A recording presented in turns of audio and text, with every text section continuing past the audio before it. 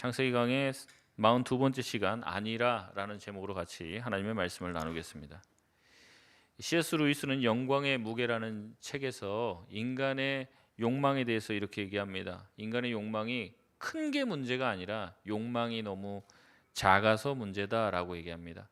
마치 바닷가에서 휴가를 보내는 것을 전혀 상상하지 못하는 아이가 빈민가 구석에서 진흙 가지고 노는 것으로 만족하는 것과 같다. 우리의 욕망은 너무 작다. 이렇게 말을 합니다. 그러면서 이렇게 얘기하죠. 이는 마치 바닷가에서 보내는 휴가가 무엇을 의미하는지 상상조차 못해서 그저 빈민가에서 진흙 파이나 만들며 계속 놀고 싶어하는 무지한 아이와 같습니다. 우리는 너무나 쉽게 만족해 버립니다라고 말을 합니다.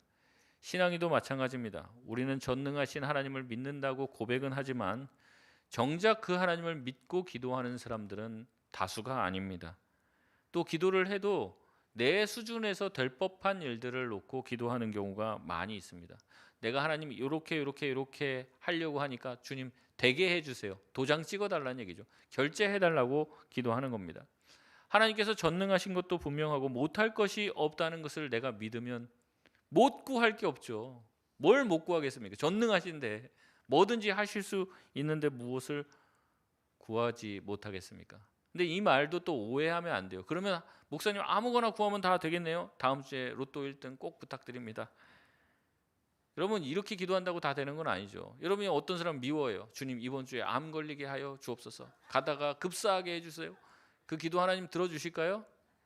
전능하지 않는 건 아니지만 하나님이 그런 기도 들어주시는 건 아니죠. 공부를 안 해요. 애가 담 쌓아놓고 삽니다. 주님 불가능을 가능케 하시는 주님 서울대 믿습니다. 기도하면 됩니까?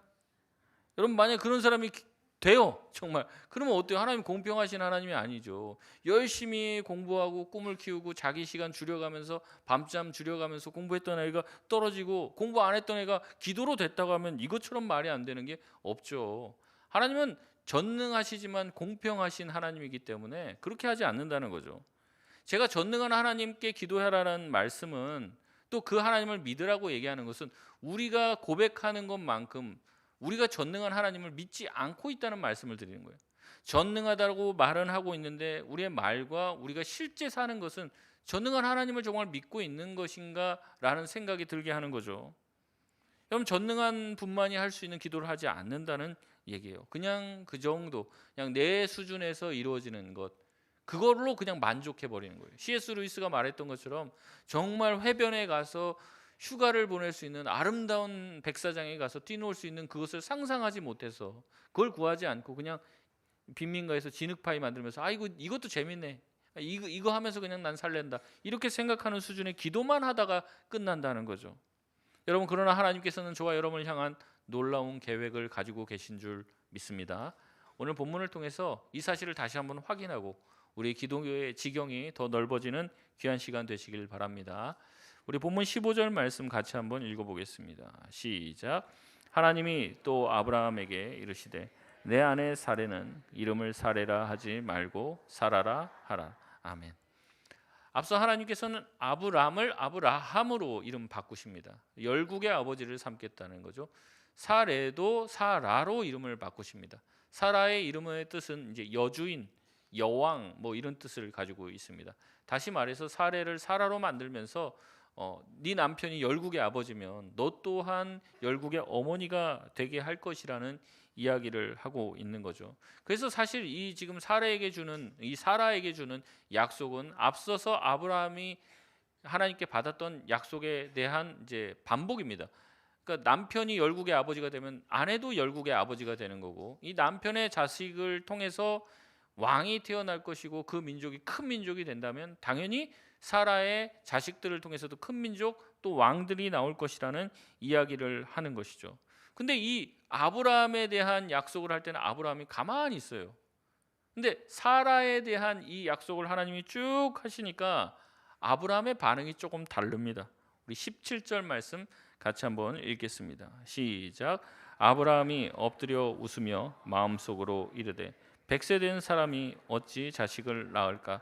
사라는 90세니 어찌 출산하리요 하고. 아멘. 아브라함의 자세는 지금 어떤 자세입니까? 엎드려 있습니다. 하나님 말씀하실 때 엎드려 있어요. 경배하는 자세이고 하나님의 말씀을 경청하겠다는 자세입니다. 근데 속으로는 어떻게 하고 있습니까? 웃고 있어요. 이 웃음의 의미가 무슨 의미일까요? 어떤 신학자는 뭐 비웃는 웃음이다. 아이, 하나님 말 같지도 않은 소리 하신다. 어떤 신학자들은 그냥 실소, 너무 어처구니가 없어서 실소가 터져 나온 것이다 라고 얘기합니다. 성경은 아브라함이 한 말의 속마음을 들려주고 있어요. 아브라함이 뭐라고 생각했습니까? 속으로 이르되 100세 된 사람이 어찌 자식을 낳을까? 사라는 90세니 어찌 출산하리요? 이 얘기를 속으로 했다는 거죠. 자기는 100세예요. 그리고 아내는 90세예요. 무슨 자식을 낳을 수 있겠냐? 물론 아브라함이 산부인과 의사는 아닙니다. 그러나 그 정도 상식은 있는 사람이죠. 지금 못 낳는다는 건 너무나도 당연하다는 거예요. 근데 여러분, 자신의 상식이 왜 문제가 됩니까? 왜 문제가 되는 거예요? 자기가 가지고 있는 생각과 자기의 상식과 자기의 논리로 하나님이 지금 말씀하시는데 그 말씀을 믿지 않는 거예요. 듣지 않는 거예요. 내 나이가 100세고 내 아내가 90세인데 뭘 하겠냐는 거예요. 여러분, 이것이 아브라함만의 모습입니까? 그렇지 않죠. 우리의 모습이기도 합니다. 우리는 하나님 앞에 지금 예배 드리잖아요. 어떻게 보면 이게 이제 아브라함이 한 것처럼 엎드린 행위입니다. 주님 앞에. 근데 속으로는 뭐 하고 있는 거예요? 딴 생각을 할 수도 있다는 거죠. 여러분, 전능하신 하나님을 믿습니까? 우린 예배를 처음 시작할 때 뭘 해요? 사도신경을 고백합니다. 사도신경의 첫 마디는 무엇입니까? 전능하사 천지를 만드신 하나님 아버지를 내가 믿사오며, 우리의 믿음을 고백합니다. 내가 전능한 하나님, 없는 것도 무에서 유를 창조하신 하나님을 내가 믿습니다라고 고백을 하는데 속으로는 웃고 있어요. 그럼 뭐예요 이건? 하나님을 기만하는 거죠. 하나님을 속이는 거죠. 입으로는 믿고 있는다고 하는데 행동으로는 믿고 있어요. 엎드려 경배하고 있어요. 근데 실제적으로 하나님을 믿지 않는 사람, 이런 사람들을 실제적 무신론자라고 얘기합니다. 말로는 믿는다고 해요. 부인하지 않아요. 그러나 자기의 삶을 통해서 하나님의 실제하심, 하나님의 전능하심을 부인한다는 거죠. 그러나 여러분, 믿음은 그렇게 해서는 안 됩니다. 믿음을 장식용으로 두는 사람이 너무나도 많아요. 믿음이 교회용이에요. 교회용. 교회에서만 믿음 얘기하지 밖에 나가면 믿음 하나도 없어요. 여러분, 그런 믿음이 정말 믿음입니까? 여러분, 믿음은 그렇지 않죠. 믿음은 실전입니다. 실전용이에요. 우리 삶에 믿음이 들어와야 우리 삶이 바뀌는 거죠. 질문해 보겠습니다. 여러분, 성경 말씀 사실입니까? 사실입니까? 여러분, 성경 말씀 진짜예요? 진짜?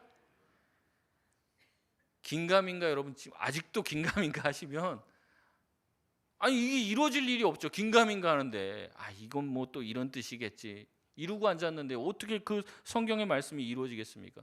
여러분, 성경의 인물들은 그렇지 않았어요. 다니엘이요, 왕이 얘기한단 말이에요. 왕이 지금 나 말고 이번 주간 동안은 나 말고 다른 거에 절하거나 기도하거나 절대 하지 마. 하면 내가 목을 쳐버릴 거고 사자굴에다 집어넣을 테니까, 그런 줄 알고 있어요. 이게 선포가 됐어요. 법이에요, 법. 근데 다니엘이 뭘 믿은 겁니까? 하나님을 믿은 거죠. 자기는 그 왕보다 하나님이 더 위대하다고 믿은 거예요. 이거는 자기 교회용이 아니에요. 다니엘은 교회도 안 다녔습니다. 어렸을 때부터 이방 나라에 끌려왔어요. 목사님도 없어요. 교회 뭐 교우도 없고 아무도 없어요. 그냥 자기 친구들 몇 명 있지만 어렸을 때 말씀 배운 게 다예요. 완전 어렸을 때 말씀 조금 배운 게 다라고요. 근데 거기서 왕이 그렇게 명령을 하니까 어떻게 합니까? 여러분, 저 같았으면 좀 조용히 구석에다가 문 다 잠가놓고 기도하겠어요. 그래도 하나님 들으시잖아요. 하루 3번 그렇게 기도하면 되죠. 근데 다니엘은 안 그랬다고요. 평소 때도 그렇게 했는지 모르겠지만 창문을 열어놓고 기도해요. 누구 보라고요? 사람들이 다 보라고, 자기 기도하는 거 보라고 일부러 열어놓는단 말이에요. 예루살렘을 향해 창문을 열어놓고 기도를 해요. 그럼 자기가 어떻게 된다는 거 모릅니까? 알아요. 너무 잘 알아요. 그러나 하나님이 더 위대하신 분이고 자기는 절대 그 왕의 말에 자기는 듣지 않겠다는 거죠. 어떻게 보면 반역처럼 보일 수 있습니다. 왕이 이렇게 하지 말라 했는데 그거를 정면으로 어기니까, 문 열어놓고 대놓고 그냥 어기니까. 근데 믿으니까 어떻게 합니까? 그 일을 하는 거예요. 사자굴에 던져놓으면 뭐 죽일 수도 있겠죠. 죽어도 근데 괜찮아요. 근데 하나님께서 건져주시라고 믿고 그렇게 합니다. 그래서 결국에 들어갔는데 하나님께서 사자굴에 사자의 입들을 다 막으시잖아요. 그것을 체험하게 되는 겁니다. 전능하신 하나님을 믿으니까 전능한 하나님의 능력을 어떻게 해요? 경험하게 되는 거예요. 믿는 사람만 경험할 수 있습니다. 새 친구도 마찬가지입니다. 이 왕에게 순종하지 않으면 불구덩이에 들어갈 걸 알았어요. 근데 말을 하죠. 하나님은 절대 우리를 타 죽지 않게 하실 것이다. 하지만 그리하지 아니하실지라도 괜찮다. 나는 절대 왕에게 절하지 않겠다 하고 불구덩이 속으로 들어가는 거죠. 심지어 그를 던지는 사람도 타 죽는데 어떻게 해요? 실을 오락에 하나 타지 않고 그을린 냄새도 나지 않았다라고 얘기를 합니다. 하나님의 역사를 경험하게 되는 거죠. 여러분, 믿음이 들어가니까 달라지는 거예요. 예수님의 제자들, 예수님 잡혀갔을 때 어떻게 합니까? 다 도망가요. 심지어 옷까지 벗어놓고 도망갔다고 합니다. 얼마나 급했으면. 근데 믿음이 들어가니까 달라져요. 예수님의 부활을 증언하다가 순교당하는 것을 당연하게 여기고 아무렇지 않게 여깁니다. 믿음이 들어가면 달라지게 된다는 거죠. 하나님의 능력을 경험하게 된다는 겁니다. 그래서 예수님은 이렇게 말씀하십니다. 마가복음 9장 23절 말씀 우리 같이 한번 읽겠습니다. 시작. 예수께서 이르시되 할 수 있거든이 무슨 말이냐. 믿는 자에게는 능히 하지 못할 일이 없느니라 하시니. 아멘. 여러분, 이 말씀도 오해하지 마세요. 믿음이 무슨 도깨비 방망이인 줄 그렇게 착각하면 안 됩니다. 막 두드린다고 다 되는 게 아니에요. 막 믿습니다 다 된다는 그런 말이 아닙니다.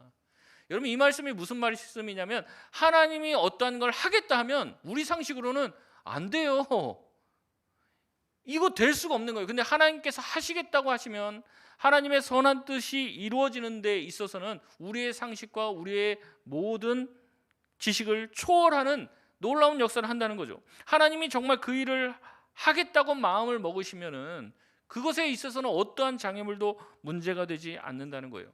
그래서 믿음의 사람들은요, 하나님의 능력을 경험하게 됩니다. 하나님의 살아계심을 경험하게 됩니다. 그 믿음 가지고 또 살게 되는 것이죠. 여러분, 그런 사람들이 얼마나 많은지도 몰라요. 저 개인의 어떤 그 간증도 참 많아요. 근데 제가 자꾸 이런 간증을 하면은 어떻게 하면 목사님처럼 될 수 있어요? 자꾸 그런 비결을 물으려고 하니까 예수님 안에 다 있는 거죠. 그래서 저도 그런 간증 안 하려고 하는데 제가 그래요. 마음에 불안함이 찾아오죠. 걱정이 들 때가 있습니다. 그때 하나님 앞에 무릎 꿇고 기도하는 거예요. 새벽에 기도하고 하나님 앞에 엎드려서 기도하면 하나님이 제 마음에 딱 말씀해 주시는 게 거의 대동소이하게 늘 말씀하시는 게 너는 왜 이렇게 나를 못 믿어갖고 그렇게 덜덜덜덜 떠냐? 너는 그렇게 왜 이렇게 나를 못 믿냐? 그 말씀을 딱 하시는 거예요. 제가 그 말씀 들으면은 저 믿어요 이런 말 안 합니다. 제가 믿음이 없었다는 것을 깨닫게 되고 하나님 앞에 주님, 제가 믿음이 없었네요. 내가 주님을 믿지 못했네요. 여러분, 주님을 믿으면은 주님의 말씀도 믿게 됩니다. 근데 주님을 못 믿으니까 주님의 말씀도 못 믿는 거예요. 그러니까 내가 왜 주님의 말씀을 못 믿냐? 주님을 못 믿기 때문에 그렇거든요. 주님을 믿으면 그 말씀이 믿어지는 거예요. 그러면서 제 안에 깨달음이 오고 하나님이 주시는 평안함이 이제 들어오는 거죠. 아, 내가 걱정할 필요가 없구나. 왜 내가 두려워했지? 아, 하나님께서 하시면 되는구나. 이 확신이 딱 오는 거죠. 그리고 다 이제 자리 털고 일어납니다. 하나님 알아서 하세요. 저는 순종만 할 테니까. 그렇게 나아가는 거죠. 그럼 하나님이 인도해 주시는 삶의 수많은 간증들을 하고 깨닫게 됩니다. 주님께서 해결해 주실 수 있습니다라는 고백을 가지고 나오는 거죠. 그래서 인생 돌아보면 그래요. 하나님 빼고는 내가 여기서 어떻게 이렇게 됐지? 설명이 안 돼요. 하나님 말고는. 뭐 군대 가서도 마찬가지고 가면 맨날 얘기해요. 너 도대체 무슨 백으로 여기 왔냐? 전 백 없는데요. 웃기지 말라고. 웃기지 말라고. 백 없이 여기 올 수 있는 사람은 아무도 없다. 하나님 백으로 왔습니다. 아이고 진짜 막 그러면서 말하기 싫으면 말하기 싫다고 말해. 이런 얘기들을 듣는단 말이죠. 어떻게 누구 알아서 누구 덕을 봐서 네가 왔냐. 그런 얘기를 한단 말이죠. 신방 다녀봐도 그런 간증이 넘칩니다. 특세마다 응답 받았다는 분들이 계세요. 그분들이 하시는 말씀이 왜 특세 성도들이 안 나오는지 모르겠다. 자기는 특세 할 때마다 응답 받는데 기도 제목 딱 가지고 와서 기도하면 그 특세 하면서 응답 받는다고요. 특세 끝나면 응답 받는다는. 근데 왜 안 나오는지 모르겠다. 저한테 하지 마시고 돌아다니면서 간증 좀 하세요. 그런 얘기 하는 거예요. 기가 막힌 일들이 많습니다. 제가 교육자 수련회 경주를 갔어요. 경주 갔다 오다가 한번 휴게소 들려야 되잖아요. 오다가 거기 들리려고 하는데 다 자고 있더라고요. 그래서 하나만 더 가자. 그래서 하나 더 가서 거기서 내렸어요. 거기서 내렸는데 거기서 우리 교회 집사님 권사님 만났습니다. 그 순간 전화 걸고 몇 시에 만나요 해도 만나기가 어려워요. 근데 거기서 딱 만났단 말이에요. 근데 권사님이 딱 우리 보자마자 하는 말이 자기 이번에 기도응답 받은 거 얘기하는 거예요. 근데 이렇게 너무 우연하게 하나님께서 이렇게 만나 계신 게, 너 거기 간다고 우리 뭐 여기저기 홍보하고 간 것도 아니에요. 그분이 거기 가신지도 모르고. 여러분, 이렇게 하나님의 능력과 하나님께서 우리를 만나게 해주시는 건 기가 막히단 말이죠. 어떻게 그렇게 만나게 되고 그렇게 역사하시게 되고 그렇게 우리가 간증하게 되는지, 이게 하나님의 능력을 맛봐야 아는 거죠. 백날 들어도 소용없습니다. 뭐 롯데월드 요 앞에, 코앞에 있죠? 안 가보셨습니까? 안 가보면 소용없어요. 가서 타봐야 롯데월드가 뭔지 알죠. 아, 롯데월드 그것만 다 그런 거고, 안 타보고는 그런 말 못하는 거예요. 전망대 가보셨어요? 전망대? 전망대 바로 코앞에 있어도 전망대 안 가요. 안 가보면 뭘 알겠어요? 모르죠. 타봐야 합니다. 교회 10년 20년 나와도 하나님의 능력 경험하지 못하면, 하나님의 전능하심을 경험하지 못하면 자기는 수박 겉핥기만 하고 있는 거예요. 수박 겉핥으면 무슨 맛 납니까? 농약 맛 납니다. 농약 맛. 세제 맛 나고. 수박 맛은 뭐예요? 수박 껍질을 뚫어야죠. 깨고 들어가야죠. 그 거기까지 못 가는 거예요. 그냥 수박 겉을 하고, 아이고 이거 수박 그냥 농약 맛 나네. 그럼 버려 놓는 거예요. 교회에서 신앙생활 그렇게 합니다. 그러면서 별거 없네. 누가 있다는 말들 다 저거 거짓말이고 부풀린 말이고 다 그렇게 하는데, 경험한 사람은 아는 거죠. 경험한 사람들. 하나님의 전능하심. 여러분, 하나님은 우리의 상식에 매여 있는 분은 아닙니다. 우리의 경험을 초월하신 분이에요. 근데 우리는 우리의 생각을 고집하는 거죠. 그래서 속으로 뭐라고 해요? 겉으로는 경배하고 있고 헌금하고 봉사하고 다 하는데 속으로는 뭐예요? 아이고, 내 몸이 100살이고 우리 와이프는 90살인데 되겠어? 그러면서 하나님을 비웃는 거예요. 비웃는 거. 하나님의 말씀을 비웃는 거예요. 되겠어 그게? 그렇게 생각하는 거예요. 아브라함은 자기 속에 가지고 있는 말을 입으로 드디어 내뱉습니다. 근데 좀 돌려서 얘기를 해요. 우리 18절 말씀 같이 한번 읽겠습니다. 시작. 아브라함이 이에 하나님께 아뢰되 이스마엘이나 하나님 앞에 살기를 원하나이다. 아멘. 여러분, 이게 얼마나 가짜는 소리입니까? 이스마엘이나 잘 살았으면 좋겠네요. 이삭 같은 소리 하지 마시고 이스마엘 주셨죠? 감사합니다. 이스마엘이나 그냥 잘 살기를 원합니다. 이삭을 약속하고 있는데 이스마엘이나 잘 살기를 원한다, 이런 얘기하고 있는 거예요. 내 상식밖에 얘기하지 말라는 거죠. 브루스 월키 교수는 창세기 주석에서 이렇게 주석합니다. 아브라함의 기도는 하나님의 초자연적인 개입을 거부하고 자신의 인간적인 노력으로 얻은 결과물에 안주하려는 시도이다. 그는 믿음의 모험보다 보이는 현실을 선택했다라고 말합니다. 여러분, 이스마엘도 그렇게 나쁘진 않아요. 괜찮아요. 이스마엘도 89세 자식 낳아봤습니까? 89세 낳은 자식 어때요? 귀하죠. 그것도 충분히 86세 낳은 아이도 기적의 아이입니다. 이스마엘은 잘 자라고 있고 아브라함의 사랑을 듬뿍 받고 있었습니다. 20절에 보면 하나님께서는 이 이스마엘도 축복합니다. 그러면 이스마엘로 됐잖아요. 이스마엘로 만족하고 살면 되지 않습니까? 더 바라지도 않습니다. 이게 아브라함의 태도입니다. 여러분, 그러면 왜 아브라함은 이렇게 하나님께서 이삭을 주겠다고 했는데도 이스마엘로 족하니까 더 다른 얘기 하지 마세요? 왜 그런 얘기를 했을까요? 왜 이스마엘로 충분하다고 얘기했을까요?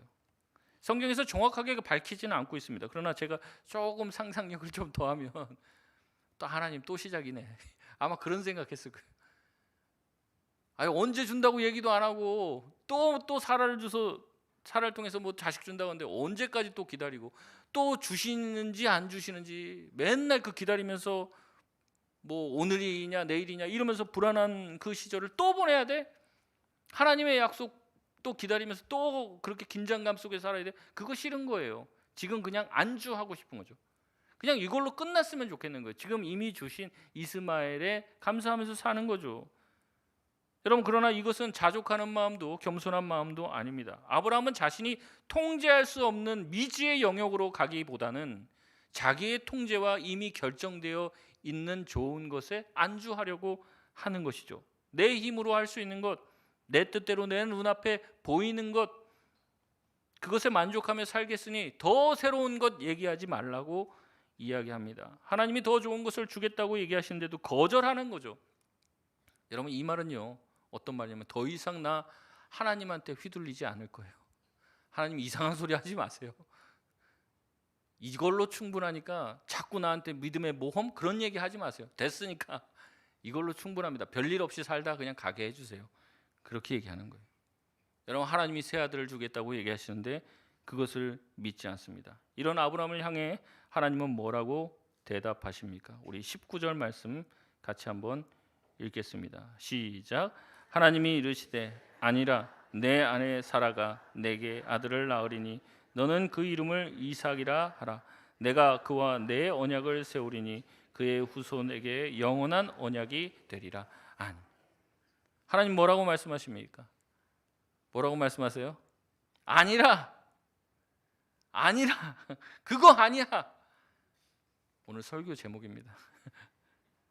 하나님은 아브라함에게 단호하게 얘기합니다. 너 그렇게 말하지 마. 아니야 그거. 이게 문법적으로 보면 단정적 불변사입니다. 절대적 반박, 강력한 반박. 네 계획, 네 생각 틀렸다는 거예요. 아브라함 미안하지만 다시 생각해봐. 이렇게 좋게 얘기하는 게 아닙니다. 아니야, 딱 잘라 얘기합니다. 그거 안 된다는 거예요. 여러분, 왜 이스마엘로 충분하다고 하는데 이스마엘 안 된다고 얘기합니까? 이스마엘도 후사를 삼을 수 있지 않습니까? 그러나 이스마엘이 후사가 되면은 많은 것들이 어그러져요. 언약의 계승자가 되면 아브라함 이제 평생 하나님을 의지할 필요가 없습니다. 왜요? 세상 사람들이 하는 대로 하면 되니까. 어려울 때마다 힘들 때마다 자기 방법대로 하면 돼요. 그럼 인생 풀어 나가는 거죠, 그렇게. 근데 하나님은 아브라함을 믿음의 조상으로 삼기로 작정하셨습니다. 아브라함이 하나님만 바라보면서 살게 만들기로 작정하셨어요. 그래서 더 이상 자기의 뜻과 자기의 방법대로 이뤄내는 방식으로 인생 살게 만들지는 않는 거예요. 오직 하나님만 의지하고 하나님만이 주실 수 있는 이삭으로 살게 만들길 원하셨습니다. 앞으로 만약에 이 이스마엘로 그냥 후사가 진행되면요, 어려움을 당할 때도 아브라함 기도 안 할 거예요. 그냥 자기의 방법대로 어떻게든 꾸려나갈 것이라는 거죠. 그래서 하나님은 아니라고 아예 그냥 입구에서부터 차단을 시켜버리십니다. 우리의 기도가 때로는 하나님 앞에 거절당하는 이유도 이와 비슷할 수 있습니다. 내 생각에는 내 계획대로는 이대로 하는 것이 좋아 보이죠. 주님께 기도합니다. 주님, 이걸로 충분합니다. 그러나 하나님은 그게 나한테 이루어지면 그게 나한테 길게 봤을 때 좋지가 않은 거예요. 그러니까 어떻게 하는 거? 막아주시는 거죠. 우리에게 더 좋은 것을 주시려고 우리의 계획에 대해서 주님은 뭐라고 얘기합니까? no라고 얘기하는 거예요. 그거 아니라는 거예요. 여러분, 우리가 하나님을요, 우리 계획에 도장 찍어주는 분, 우리가 무슨 계획 세우면 그거 도와주시는 분, 우리 밑에서 우리가 하라는 대로 하시는 분, 그렇게 착각해서는 안 됩니다. 하나님은 우리의 주인이 되시고 창조주 하나님 되십니다. 하나님은 아브라함의 도움 없이 자기 자신만 하실 수 있는 능력으로 이삭을 주기 원하십니다. 그래서 아브라함이 하나님을 경험하게 하고 싶으신 거예요. 네 힘과 능력으로 정말 모든 사람, 이 세상에 있는 모든 상식을 가지고 있는 사람, 의학적 지식을 가지고 있는 사람도 안 된다고 하는 것을 되게 하심으로 믿음의 조상이 되게 하시려고 하는 큰 뜻을 가지고 계신 거죠. 그게 하나님의 계획입니다. 그런데 아브라함은 지금 뭐라고 얘기하는 거예요? 그런 거 필요 없다는 거죠. 난 내가 세운 계획대로 살겠다고. 그러니까 하나님이 아니라고 이야기하시는 거예요. 여러분, 지금 하나님께서는 19절에 약속을 하십니까? 약속을 하십니다. 아직 사라가 임신했습니까? 안 했습니까? 안 했어요. 근데 뭐라고 얘기하냐면 자식이 있을 건데 성별까지 정해줍니다. 초음파로도 안 봤는데 벌써 성별도 다 정해줘요. 남자, 아들이다. 이름도 지어줍니다. 이삭이라고 얘기하죠. 그리고 이삭에게 후손이 있을 텐데 그 후손이랑도 내가 약속을 할 것이다. 임신도 안 했는데 지금 몇백 년 전 이후의 이야기까지 하신다는 거죠. 여러분, 특별히 사라가 낳을 아들의 이름을 이삭이라고 지으셨습니다. 근데 여러분, 이삭이라는 이름의 뜻이 무엇인지 아십니까? 좀 좋은 성경 보면 거기에 이제 써 있을 거예요. 이삭에 이제 숫자 딱 써 있고 거기에 뭐 웃음 이렇게 써 있을 거예요. 이삭의 이름의 뜻이 뭐라는 거예요? 웃음이라는 거죠. 이것도 이제 성경에서 이제 가끔 이렇게 나오는 이제 워드 플레이 같은 건데, 먼저 하나님께서 이렇게 자식을 주겠다고 얘기했는데 먼저 누가 웃었습니까? 아브라함이 17절에 웃잖아요. 비웃잖아요. 근데 이제 18장으로 넘어가면 하나님이 다시 한번 이 얘기를 하시는데 그 하나님과 이제 그 아브라함과의 대화를 사라가 엿듣게 됩니다. 그러면서 사라가 속으로 웃어요. 그러니까 이제 하나님이 너 왜 웃어? 라고 얘기하니까 안 웃었는데요. 너 웃었어. 한 번 더 지적을 하십니다. 그래서 그때 한 번 더 등장해요. 그때 사라의 웃음도 뭐예요? 아브라함과 동일한 웃음이죠. 아니 내가 지금 생리도 안 하고 지금 자식 낳을 수 있는 상황이 아닌데 뭔 자식이야. 이렇게 웃는단 말이죠. 근데 나중에 어떻게 됩니까? 진짜 21장에 이삭을 출산하게 되면 온 가족이 어떻게 합니까? 웃게 되는 거예요. 웃게 되는 거. 그래서 이 이삭이라는 이름, 웃음이라는 것으로 계속해서 이 믿음의 진전을 보여주시는 거예요. 여러분, 하나님의 약속이 이루어지는 것 어떻게 보면 우리 생각에는 정말 더디다고 느껴질지 모릅니다. 그러나 하나님의 약속을 붙들고 끝까지 간 사람은 마지막에 반드시 어떻게 됩니까? 웃게 된다는 거예요. 중간에 20절을 건너뛰었는데 20절에는 이스마엘에 대한 예언입니다. 이스마엘에게도 복을 주고 생육하고 번성하게 하고 12두령을 낳게 할 것이라고 얘기합니다. 그러나 이스마엘과 언약을 체결하진 않아요. 왜냐하면 약속의 아들, 약속의 자녀는 누구이기 때문에 그렇습니까? 이삭이기 때문에 그런 거죠. 그럼에도 불구하고 계속 아브라함은 뭔 생각만 하고 있는 거예요. 예전에는 하나님이 자식 준다 하니까 뭐라 그래요? 그런 자식 필요 없고 우리 집에서 길리운 다메섹, 엘리에셀 그 사람만 내 후사로 그냥 세워갖고 그냥 이렇게 살면 됩니다. 그렇게 얘기를 해요. 근데 이제 와서는 또 누구만 얘기를 하는 거예요? 그냥 이스마엘이면 됐죠. 하나님께서 자꾸 이삭을 주겠다고 얘기하는데 자기 생각, 자기 경험에 갇혀 있어요. 그래서 하나님의 말씀을 믿지 못한다는 거죠. 하나님께서는 계속해서 얘기합니다. 내가 너를 향한 놀라운 계획이 있다. 내가 너를 향한 꿈이 있다. 계획이 있고 너는 나만 바라봐라. 세상 사람들은 다 안 된다고 하고 너도 이것이 될지 의심하겠지만 내가 반드시 이것을 이룰 것이라고 약속하고 계십니다. 주님은 이 말씀을 하시고 22절에 아브라함과의 말씀을 마치시고 떠나가십니다. 전체 요약을 하면 이렇습니다. 오늘 말씀이 나와 있는 17장에 있는 내용을 요약하면 결국에 하나님께서는 아브라함과 사레의 이름을 아브라함과 사라로 바꾸시고 할례의 언약을 맺으심으로 반드시 내가 너희에게 아들을 주겠다고 약속을 해 주십니다. 그리고 아브라함의 계획이 아닌 내 계획이 있다고 얘기를 해요. 내 계획. 우리가 우리의 계획을 하나님께 얘기하면 기도할 때 자꾸 내 계획을 얘기하잖아요. 근데 그게 아니라 하나님은 우리에게 얘기하시는 거예요. 너를 향한 나의 계획이 있다. 그러니까 우리가 기도할 때 굉장히 중요한 게 뭐냐면 우리가 하나님한테 요청해야 돼요. 하나님, 나를 향해 가지고 계신 계획을 내가 깨닫게 하여 주옵소서. 내가 그 기도를 하게 해주세요. 자꾸 내 계획을 얘기하고 그거 결제 받으려고 하지 마시고. 여러분, 그러면서 어떻게 합니까? 자기 계획이 마음속에 있는데 하나님이 다른 계획을 얘기하시잖아요. 그러니까 믿어지지 않으니까 아브라함이 어떻게 합니까? 속으로 비웃죠. 하나님이 아십니다. 이 비웃는 것들을. 그래서 웃음이라고 이삭의 이름을 지어주잖아요. 그러니까 네 비웃음을 진정한 웃음이 되게 하시겠다고 주님 말씀하시잖아요. 근데 이것도 참 아이러니예요. 왜냐하면 제가 하나님 같았으면 뒤통수를 하는데 안 믿어? 그러면서 어디서 감히 속으로 이렇게 겉으로는 이렇게 엎드려고 말씀만 하옵소서 그래놓고서 속으로 대 저게 그러면 이제 뒤통수 한 대 맞아야죠. 근데 하나님은 어떻게 하십니까? 얼마나 하나님께서 이 아브라함을 사랑하시는지 그의 그 비웃음을 웃음이 되게 해주겠다. 네 온 가족이 하나님을 찬양하는 영광스러운 찬양의 웃음이 되게 해주시겠다라고 얘기하십니다. 여러분, 하나님이 왜 아브라함에게 이렇게 호의를 베풀어 주십니까? 뒤통수 한번 세게 때려야 되는데 그게 아니라 어떻게 아브라함의 이 비웃음, 하나님을 향한 비웃음을 하나님은 승화시켜서 영광스러운 웃음, 기쁨이 되게 하십니까? 하나님은 왜 그러세요? 아브라함을 어떻게 하셨기 때문에?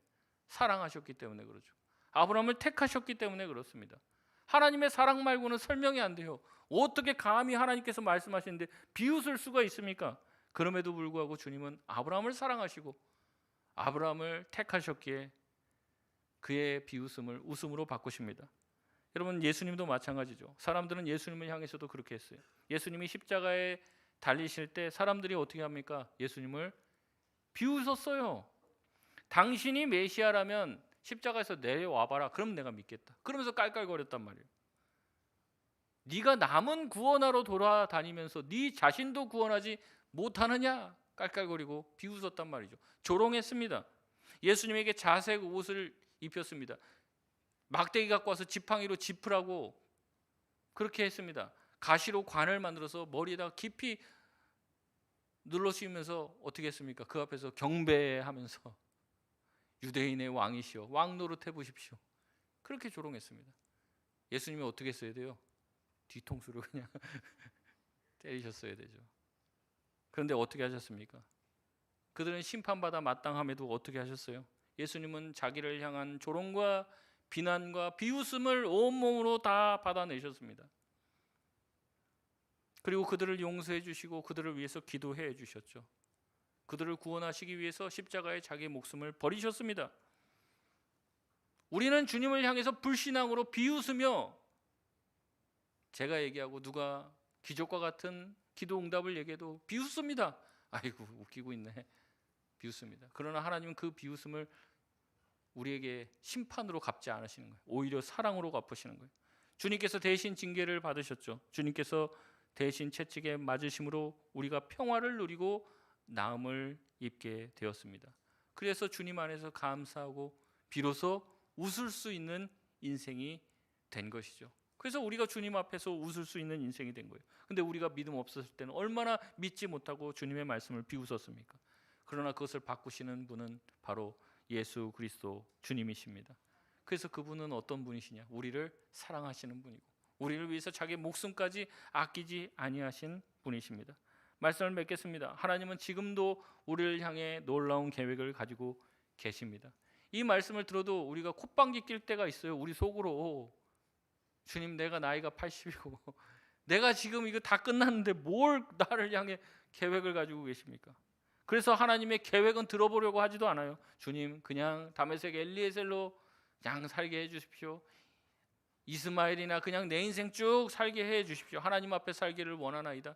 이렇게 내 계획을 늘어놓기 일쑤입니다. 그러나 여러분 귀를 열고 들어보세요. 하나님은 저와 여러분을 향해서 아직도 하고 싶으신 일이 있으십니다. 저와 여러분을 향해서 가지고 계신 계획이 있다는 거죠. 때로는 하나님의 계획이 있으시기에 우리의 기도에 대해서 하나님은 노라고 대답하실 수도 있습니다. 그러나 그것은 우리를 괴롭히려는 것이 아닙니다. 더 좋은 것을 주시려고 하시는 말씀이죠. 주님은 우리에게 말씀하십니다. 이스마엘이라고 하는 안전지대를 벗어나라. 그리고 네가 비웃을지 모르겠지만 진짜 네 비웃음을 내가 진짜 웃음으로 진짜 이삭으로 바꿔줄 테니까 나를 바라봐라 말씀하고 계십니다. 우리가 그 주님을 신뢰하고 믿을 수 있다면 우리는 다시 잃어버렸던 꿈을 꿀 수 있게 되는 것입니다. 더 이상 하나님 이스마엘로 살게 해 주십시오라는 기도를 하지 마시길 바랍니다. 하나님 내 생각, 내 계획, 내 상식에 묶여 있지 마시고 하나님이 주시는 하나님만이 주실 수 있는 이삭을 내게 허락하여 주옵소서. 기도할 수 있는 저와 여러분 되시길 바랍니다. 주님 나의 차가운 비웃음, 나의 차가운 불신앙 사라지게 하여 주시고 주님 나도 아브라함 가족처럼 이삭으로 인해서 웃게 하여 주옵소서. 기도할 수 있는 저와 여러분 다 되시길 주님의 이름으로 축원드립니다. 우리 시간 기도하며 찬양하겠습니다.